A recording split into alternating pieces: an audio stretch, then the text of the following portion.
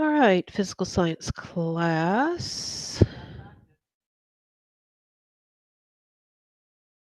Today for Tuesday, October 20th, we have the Google Meet and you have the makeup assignment. And since no one was on today, that will be for everyone. You will have two videos, a video on naming ionic compounds and a second one. So there's three different ways, or I guess a main way of naming ionic compounds, and then there's two exceptions. And then you're going to have some practice. And notice for these, I've put tomorrow as the due date, so that you can work on it today as well as tomorrow. So we're going to get into our lesson. And get this out of the way. All right, so let me get to the first page here.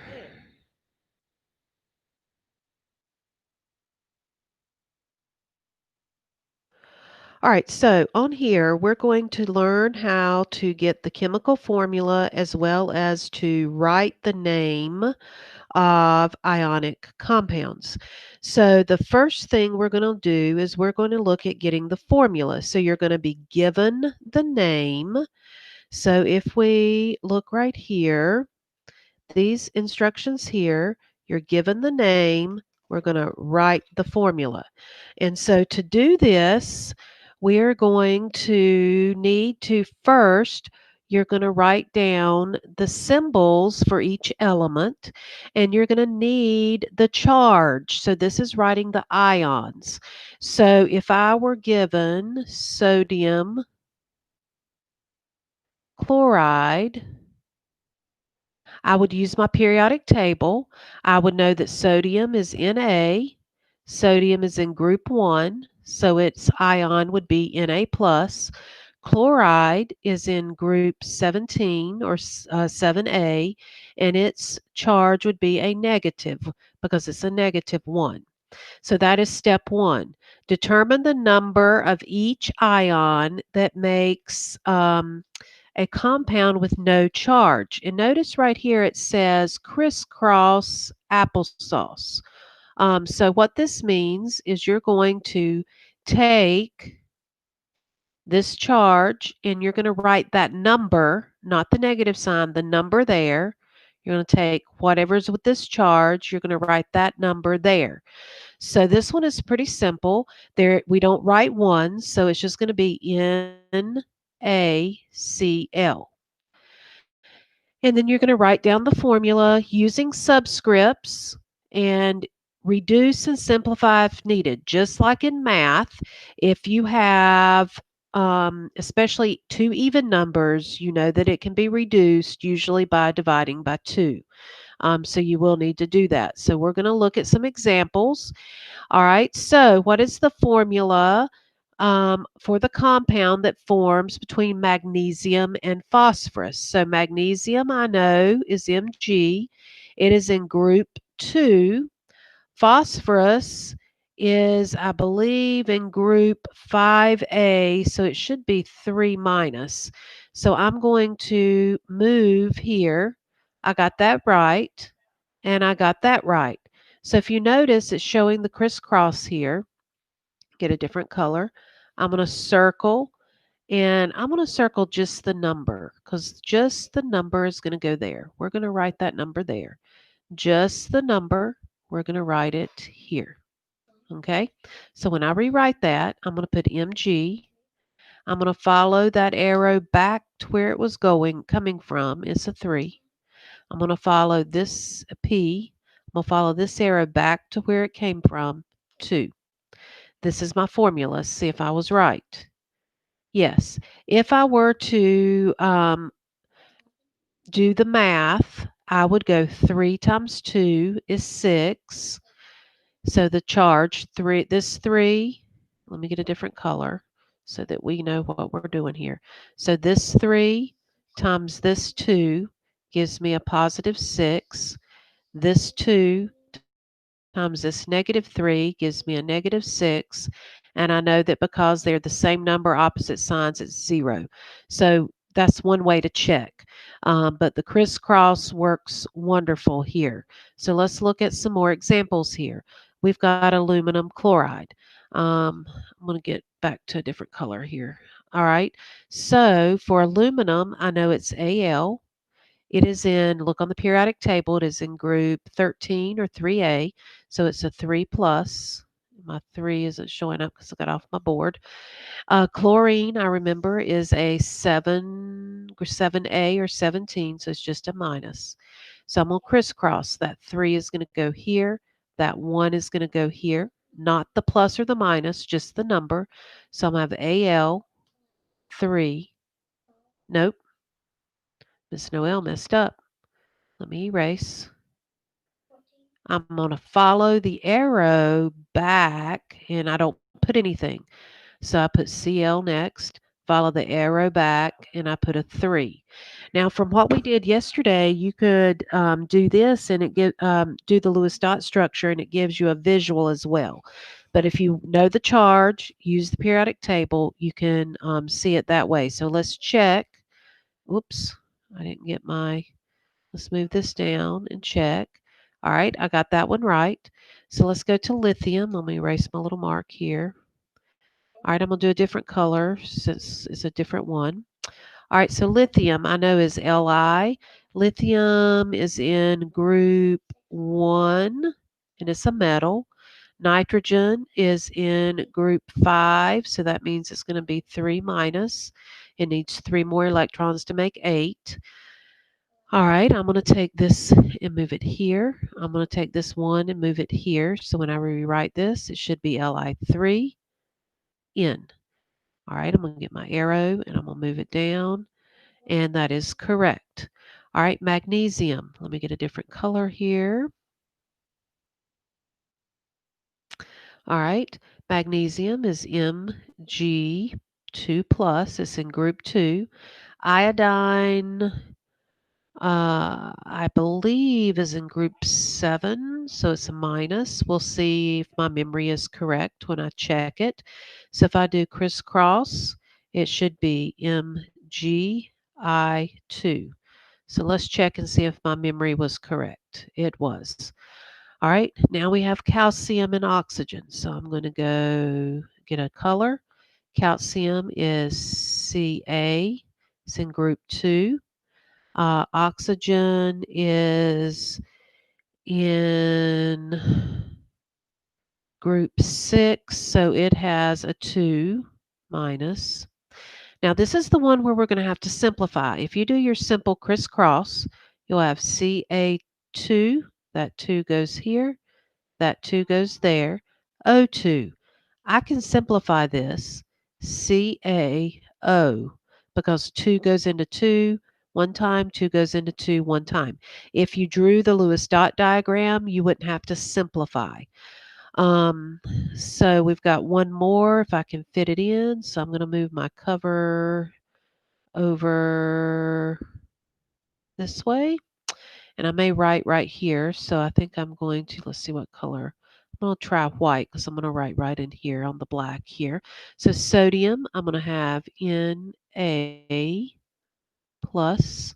Sulfur is the same as oxygen. It's going to be 2 minus, and you can already see the answer here because I moved it so I could write. If I crisscross, I'm going to end up with Na2S. All right, that's the easy one. The first sheet, you've got 3 sheets in your assignment, and the first sheet is done like this. So when you're given the name, like aluminum and chlorine, then you're going to write the formula. This is how you do it. Now, if we go to the next, you may have to give, when you're given the formula, you need to write the name. So when you're given the formula, you're wanting to write the name.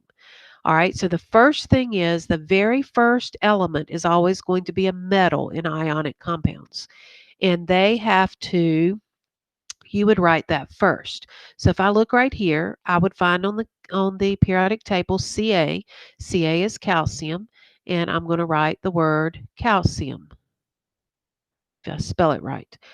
Now, the second element is the nonmetal, and you're going to take the first syllable only, drop the second syllable, and add IED. So sulfur. Some will take sulfide. I'm going to change the last part to IDE. Calcium sulfide. So this is what this is. So you have to remember that the nonmetal, the second piece, you have to change the ending. You have to change the ending here. Very, very important to change the ending here. All right, so let's go to, I think, some practice. And I'll probably misspell some of these because I'm not looking at the periodic table. Be is beryllium. So beryllium. N is nitrogen. So it's going to be nitride. All right, so I can check beryllium nitride, and we can check and see how well I do on my spelling as well. The next one I know is sodium. So Na is sodium. O is oxygen, oxide. And you're not going to have the Y there because the Y and the I side by side just isn't going to work in the way the English language works. Sodium oxide. All right, next we have K, that is potassium. Remember yesterday I said that some of these go by their Latin names to get their symbols. P is phosphorus, so it's going to be phosphide. That's an I. So let's check, make sure I spelled correctly. Remember, your PHs can make the F sound. All right, next we have aluminum. Well, and I always mess up aluminum. Aluminum. Nitrogen is nitride. All right, let's see how well I spelt that one. Aluminum. Oh, I actually got it. Oh, yeah, no, I got it right. All right, and then the last one here is magnesium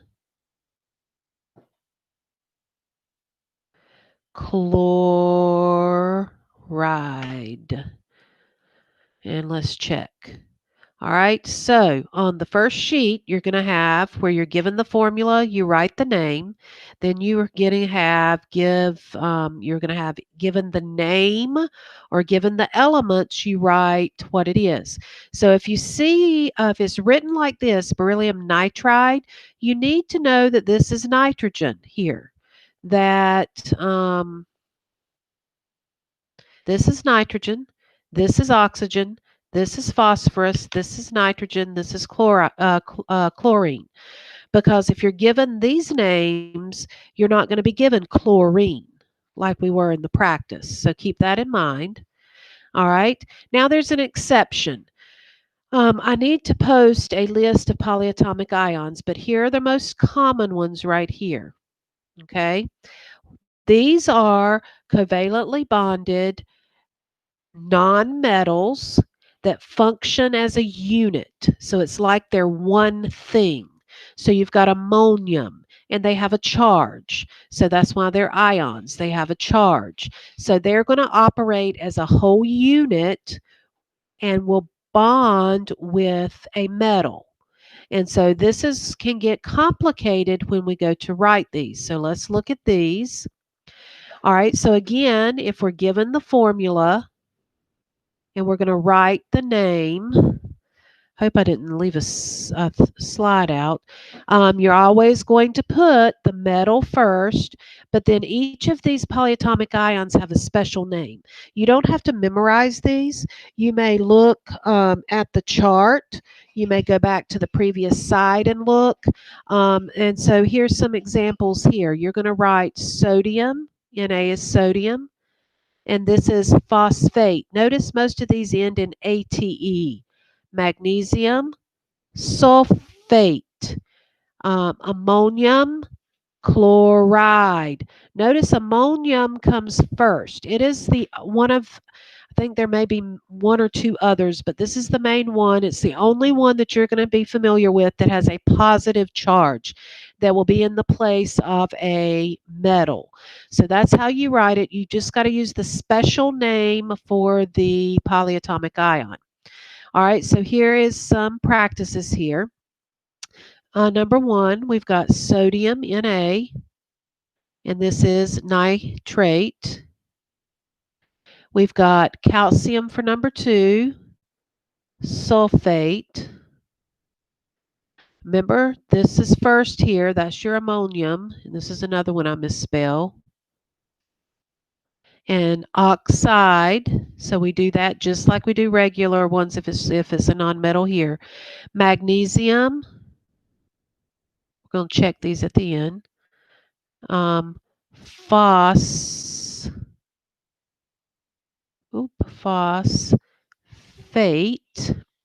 And then we've got ammonium again. Ammonium nitrate. So let's see how well Miss Noel did remembering here. So sodium nitrate, calcium sulfate, ammonium oxide, magnesium phosphate, ammonium nitrate. All right, so you're going to have some that you do this. Now to write, when you're given the oops, let me get my writing utensil again. When you're given the name and you want the formula, you're going to need to notice that we're going to use some parentheses. So there's an exception. We've got to keep the polyatomic ion together. So you're going to need to use some parentheses around it, and you're going to still use your crisscross method. So we're going to do some practice here on this page here. So barium is Ba. I want to say that is a 2. That's right. And so it's a 2. Um, Like I said, I'm doing this without. What I would automatically do is put this in parentheses. And I know the video that was online that I'm having you watch may not do that, but it's easier if you go ahead and put it in parentheses here because that charge goes with the whole thing. So I'm going to crisscross. The 2 goes here. The 2 goes here. If those numbers are the same, you know that it's going to not, you're not going to use those numbers because you're going to reduce them. So you get BaSO4. When you write it like this, you don't have to have the parentheses at that point. So these can be a little bit more complicated here. Okay, aluminum, we're going to do next. Aluminum is 3 plus. We've got carbonate is CO, I have to look here, 3. And it's going to be a 2 negative. I'm going to put it in parentheses. Remember, we're going to crisscross. That 2 is going to go there. That 3 is going to go here. It has to go on the outside of the parentheses. That's why I'm saying put the parentheses at that point. Because if I didn't put the parentheses and you put the 3, you would think it would be 33 oxygen, and that will not be correct. All right, so I know we've already looked at that one. All right, calcium nitrate. You're going to have calcium is 2 plus. Nitrate is NO3. I want to say minus. I'm going to cheat a little bit and look at the answer. I am right. So when I do, I'm going to put my parentheses. When I do that, the 1 only goes there. The 2 goes here. Ca, keep my parentheses. 2. If I don't keep my parentheses, it'll look like there'll be 32 oxygen. That will not be right. Calcium is a plus. Phosphate, PO3, I believe. No, PO4. That's why I was going to look. PO4. And PO4 actually is a 3 minus. That's why you need to look at your chart. So we're going to crisscross, and you're going to get K3. You don't have to have parentheses this time. Overlook my weird P there. PO4 because there's a 1 here. And if there's a 1, you don't need a parentheses. All right, so let's see. There we go.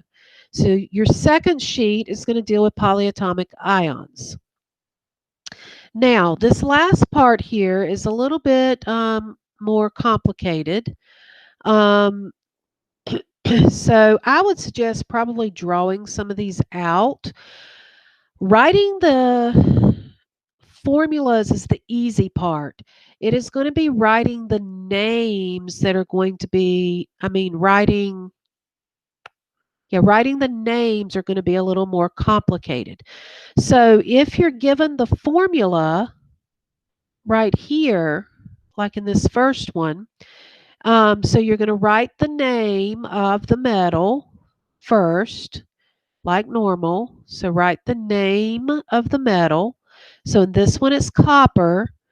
But here you've got to look at your, you've got to know that chlorine is a -1. Since chlorine is a -1 and we reverse and we know that the 1 would go here, we know that this is copper,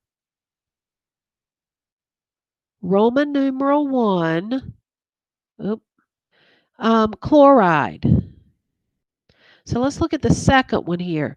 You've got CuCl2. Well, in this case, we know that this is a 1. So if I do a reverse crisscross, we know that. We know that this 2 would go up here. So I know this is copper 2 chloride. These are dealing with transition metals. Transition metals are in that middle section of the periodic table, and they can have more than one oxidation number. So it's going to take a little more work to figure out their name because you have to have in parentheses a Roman numeral. If you forget your Roman numerals, you can Google them, but it's 1, 2, 3, 4, 5, 6, 7, 8, 9, and 10 are the main ones that you'll use. For their name, it's real, and if you've got polyatomic ions, you have to do the same thing. And they're showing you a little picture here that you could do if you wanted, but it does make it a little more difficult here.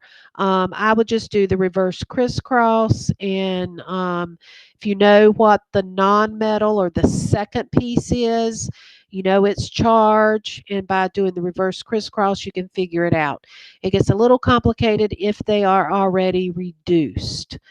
So these are going to be a little bit of struggle. This is going to be your third page. So let's look at some practice. I know Fe is iron.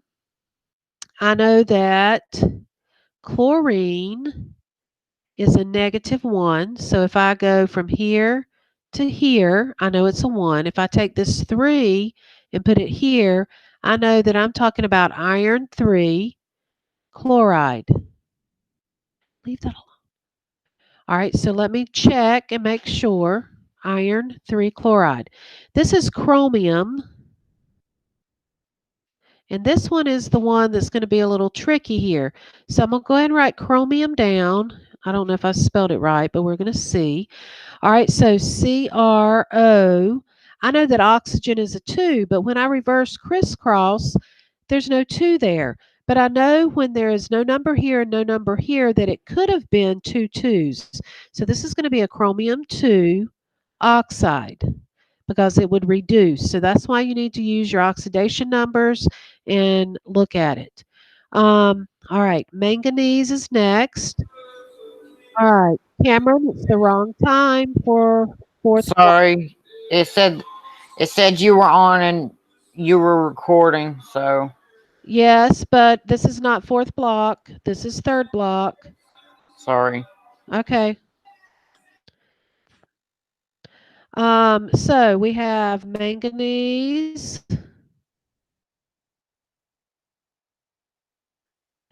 and oxide, but I need to know what manganese it is.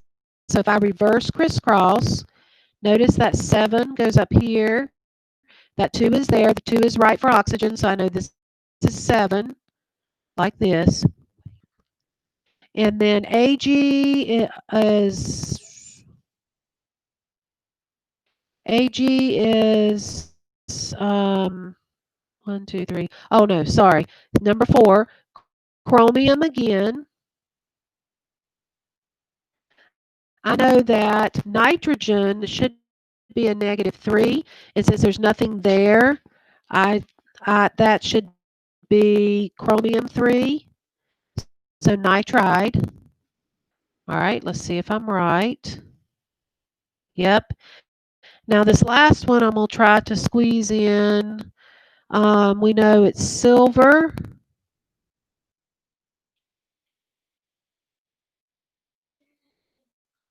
All right, I know I need a Roman numeral, and I know that this is sulfide.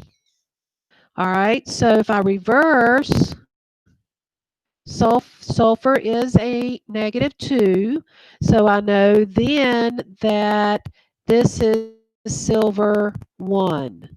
So let's check. Correct. All right, so this is how you're going to do these. I may have had these out of order a little bit. So here's the directions of what I was doing. It looks like I did. Um, got them out of order. Here's my instructions for doing the reverse crisscross. Sorry about that, but I took care of those. Um, let's see.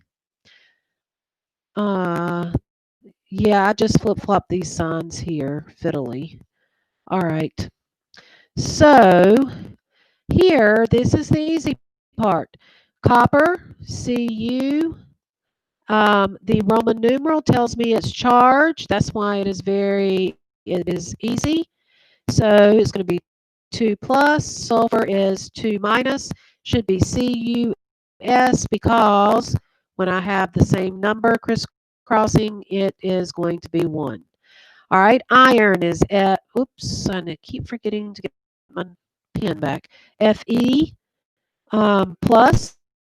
Nitride is N3 minus. The 3 is going to go here. The 1 is going to go here. Should be F3N.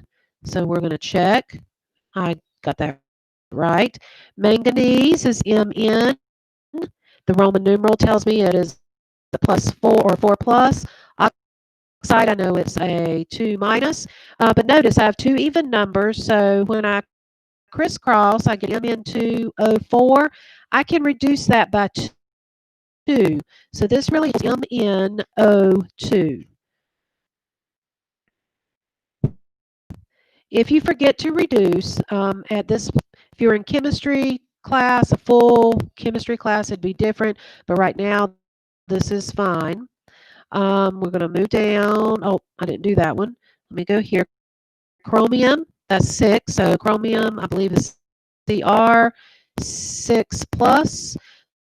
Sulfide is a 2 minus. Again, even numbers. When I crisscross, I'm going to get, move this up out of my way here. I'm going to crisscross. I get Cr2S6. But I also know that you need Miss Mabry's on. Miss Mabry's on. I know Miss Mabry's on, Carol Ann. So you're going to reduce that so to be CRS3, and we're going to check. And then again, bromide is 1, and this is 4. So when you crisscross, you get this. So this is your practice. It is a lot more difficult with the transition elements. I've given you 2 nights to work on this. So make sure that you look at my instruction here as well as do those 2 videos. If you have any questions, please let me know. I'm going to stop recording.